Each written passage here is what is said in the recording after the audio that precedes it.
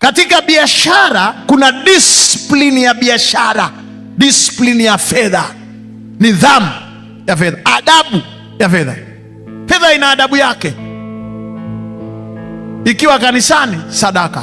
Ikienda kwenye msiba, rambirambi. Ukipeleka shule, ada. Ukienda Ubungo na airport, nauli. Ebo. Ukimpa mtu kwenye bahasha, zawadi. Fedha ni ile ile, lakini ina discipline yake. Kuna na wanawake wengi wanalalamika, sipendwi, mume wangu anipendi, anijali. Si kwamba hupendwi, huna adabu. Na msitutie majaribuni. Wakwenda kukumbatia transformer, nani? Mnawasumbua waume zenu bure. Wakwenda kukumbatia transformer, nani? Nilishasema na acha niseme tena asubuhi ya leo. Dada yangu mpendwa, usichonge kucha, chonga tabia. Mnakwenda kushinda saluni kutwa mzima unachonga kucha. Hizo kucha za kuchonga haziwezi kukuletea kibali kwa mwanaume wala mchumba wako wala kwenye jamii. Usichonge kucha, chonga tabia. Hayo makofi hayatoshi, unajua, kwa sababu wanaopigaga makofi na vigelegele ndio hao hao.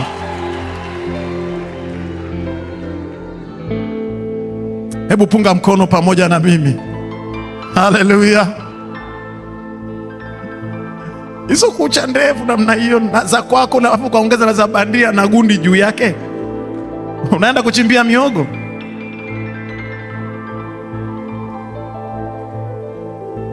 Life discipline, nidhamu ya maisha, adabu iliyobeba hatima. Wapendwa, hii ni mada yenye utata vibaya mno, na kama Mungu akakujalia, tunaposema enendeni kwa hekima au tuenende kwa hekima, lakini tunapozungumza juu ya adabu iliyobeba hatima katika maisha yetu, tuna maana pana sana. Mungu ni Mungu atakayembariki mtu mwenye discipline, mwenye adabu. Mungu atawapandisha cheo watu wenye adabu.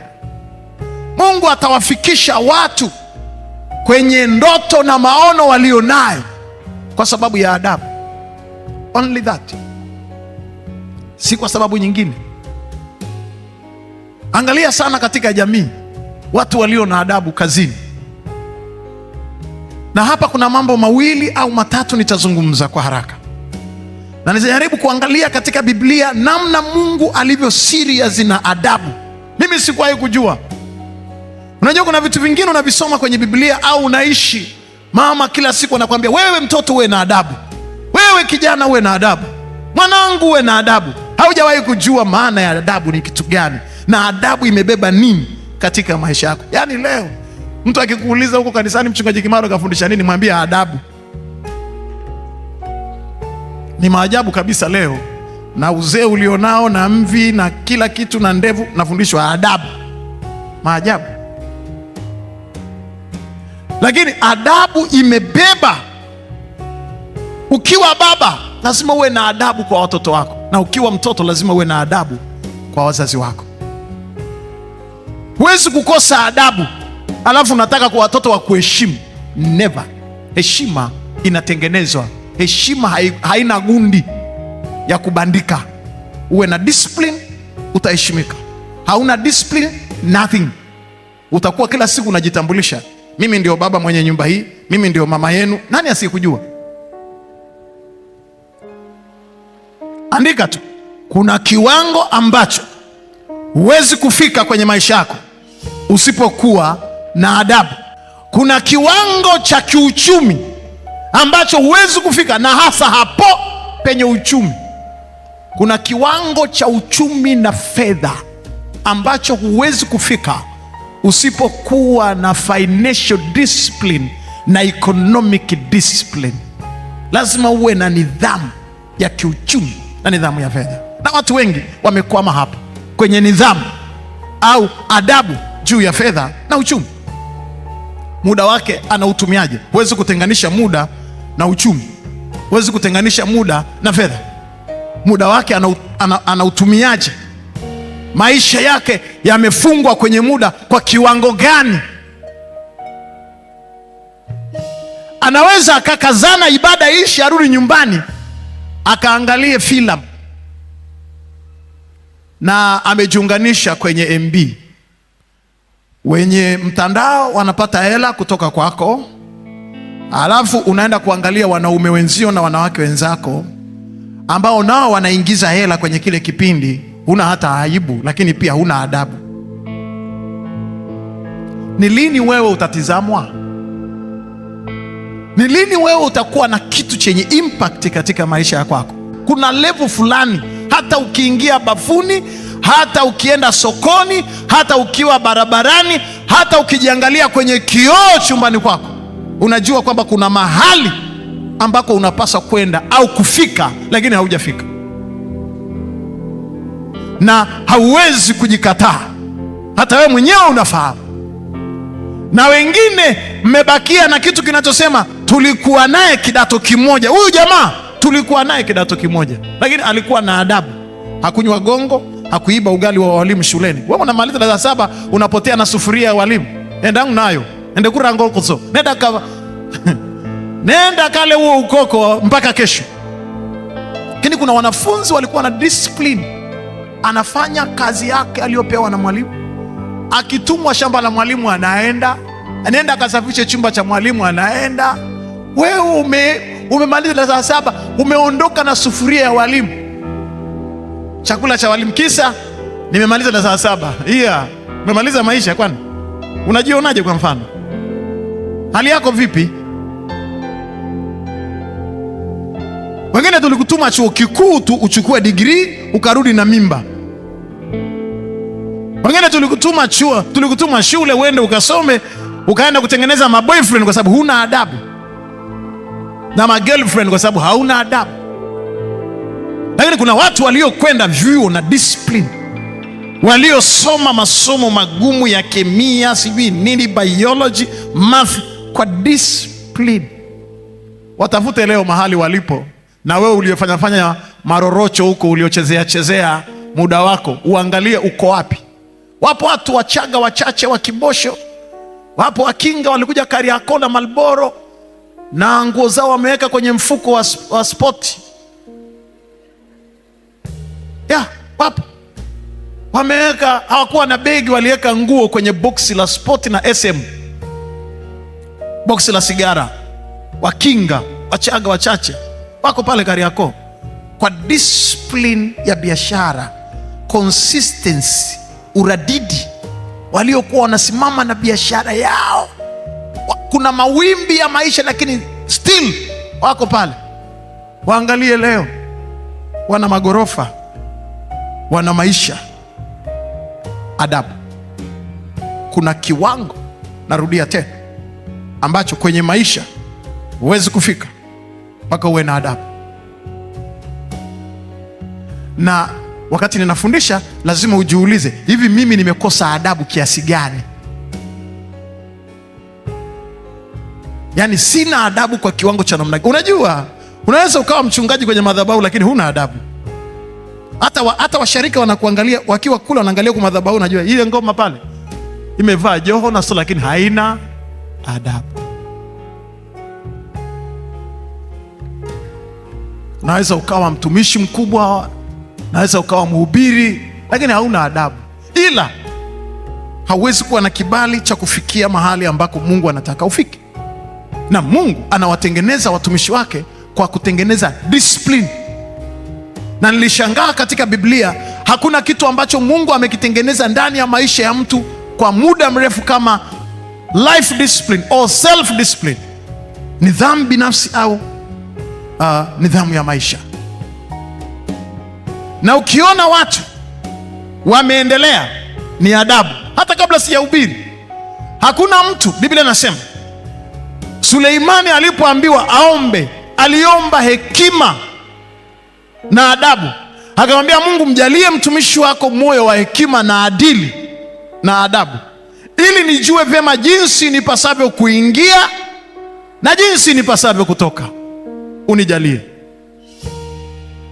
Na Mungu akamwambia, kwa vile ukuomba adui zako wala roho za adui zako, lakini umeomba hekima, nimekupa. Katika wanadamu ambao watakuwa na baraka, hakuna mwanadamu atakaye kufikia duniani, na ndiye mwanadamu aliyekuwa na utajiri wa ajabu, na Biblia imekanusha, na hakuna wala hata kuwepo ambaye anaweza kumzidi Suleimani. Kilichomletea heshima, kilichomletea utajiri, kilichompa ufalme wa ajabu, mpaka watu wanatoka Afrika, Malkia wa Kushi anaondoka huko anaenda mpaka Israeli kuishangaa hekima ya Suleimani, ni adabu. Kuna vitu ambavyo unaweza ukafanya vya kushangaza kwenye maisha yako, lakini haviwezi kutoka nje ya adabu, na lazima kutengeneza discipline.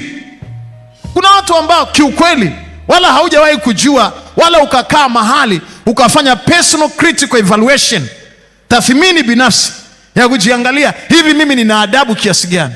Haujawahi kujua umuhimu wa adabu, haujawahi kujua. Na ndio maana unapishana na gari ya mshahara kila mara. Maisha yako na baraka zako vinapishanaga. Lakini nataka kusema, ufanye nini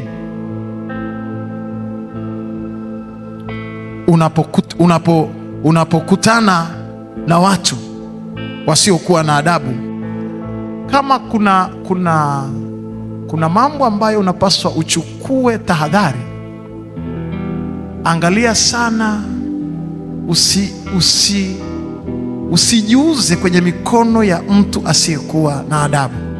Labda nikupe ushuhuda mdogo. Hebu punga mkono wako pamoja na mimi, ujue hata ninavyozungumza na wewe, angalia marafiki zako sana. Waswahili wazuri wanasema ndege wasiofanana hawaruki pamoja. Mama mmoja mjane alibaki akiwa mjane, akamsomesha mtoto wake kwa chenchi ya geneza la mume wake na rambirambi. Mtoto alikuwa na akili sana, akamaliza masomo yake ya form 6, akafaulu kwa ufaulu mkubwa, na akaenda akapata scholarship South Africa kwa digrii ya kwanza na digrii ya pili, free of charge. Nyumbani mama wametoka kwenye kibanda cha udongo. Alipofika South Africa akakutana na rafiki, wakaanza kuambatana naye, na yeye alikuwa anakaa hostel, anakaa chuoni, akiwa kwenye masters program. Ashamaliza digrii ya kwanza kwenye masters program,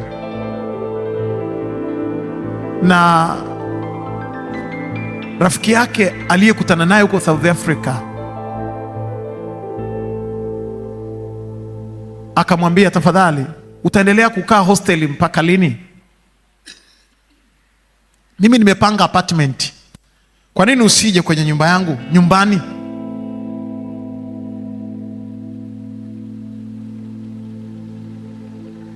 Yule jamaa akamwambia, mimi siwezi kuja kwenye apartment yako. Kwa lipi? Akamwambia, hizi weekend angalau ubadilishe. Mimi nimepanga safari, natoka na girlfriend wangu, tunakwenda kwenye disco, sijui tamasha gani, na tasafiri kama 3 days.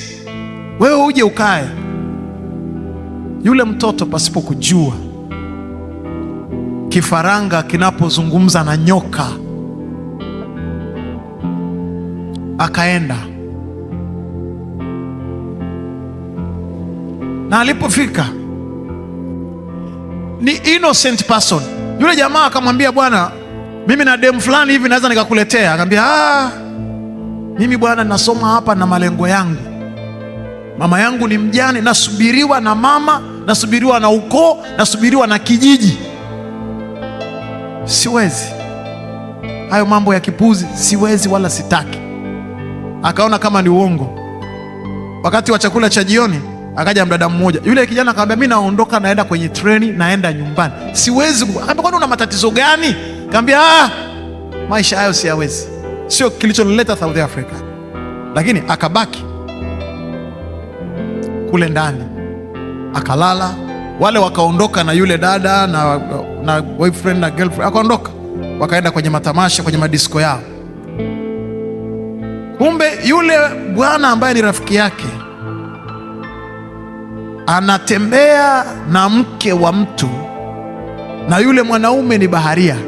Huwa anasafiri, anakaa kwenye maji miezi 3 miezi 6, na alikuwa amerudi na ameambiwa na nyumba ya mahali ambako mke wake anachukuliwa wamelocate, na ameandaa kundi la majambazi na majangili na wahuni wa mjini. Discipline, adabu. Ufanye nini unapokaa na washenzi? Yaani hivyo, yaani unajua nikizungumza hivyo ndio mtanielewa sawa sawa. Mwalimu Nyerere alifundisha sana kutumia teknolojia hiyo, terminology ya washenzi.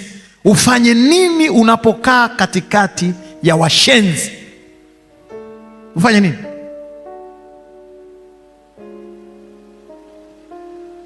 Kwa hiyo wale wameenda kwenye disco, wale majambazi wameambiwa, nyumba hii ukimkuta mwanaume aliyeko humu ndani ndiye anatembeaga na mke wangu. Wamelipwa na South Africa, watu ni crew sana. Kwa hiyo wakamshambulia yule mtoto wa mwanamke mjane, wakamfanyia ukatili nisioweza kutamka kwenye hii madhabahu. Wakamng'oa meno, wakamvunja taya. Anasema jamani, sio mimi. Akasema hatuelewi sisi. Yale yote ambayo walilipwa, wakakisha wamemfanyia kila aina ya vurugu, alafu wakamwacha nusu kufa. Ana baba, ana mama, anafadhiliwa. Wafadhili wake wanauliza, ameondokaje hostel akaenda kukaa mtaani? Nani amemwambia aende huko? Sasa ndio hekima. Ufanye nini? Ufanye nini unapoishi katikati ya watu washenzi? Kuna vitu ambavyo lazima kwa maisha yako uwe na personal space. Personal space. Personal space. It is needed. Sio kila mtu unaweza kumfungulia kuingia kwenye maisha yako. Wengine mebatizana majina, shoti wangu kindakindaki. Unamjua? Ndio maana nyumbani kwa watu kuna milango, kuna mageti, kuna mbwa na kamera na fensi za umeme. Ukija ubishe hodi. Si kila mtu unaweza kumwingiza kwenye maisha yako. Na mimi nataka nikuambie hivi, hawa watu uliowaingiza kwenye maisha yako wamekugharamisha kiasi gani? Yule mtoto alivunjika uti wa mgongo, kwa hiyo mpaka alikuja kufa miaka 15 baadaye akiwa anakaa kwenye wheelchair, na amerudishwa kwenye kijumba cha tope kijijini. Nothing done, na maisha yake akaishia hapo. Lakini alikuwa anaona mahali ambako anaenda. Angalia jinsi unavyojibu watu, angalia jinsi unavyoenenda, angalia maisha yako. Sasa nimegundua, na acha nikusaidie kabla sijamaliza hapa. Kuna vitu ambavyo vinaweza vikafa maishani, kufi kabisa, mauti, kwa sababu ya kukosa adabu tu. Na unaweza ukafa wewe na vitu vyako vikafa kwa sababu ya kukosa adabu. Kuna vitu vinaweza vikafa na vikaisha kwa sababu ya kukosa adabu. Ni maombi yangu adabu ilete economic shift na financial freedom katika maisha yako. Wako wapi watu wachache hapa ambao wananielewa? Hebu punga mkono wako pamoja nami.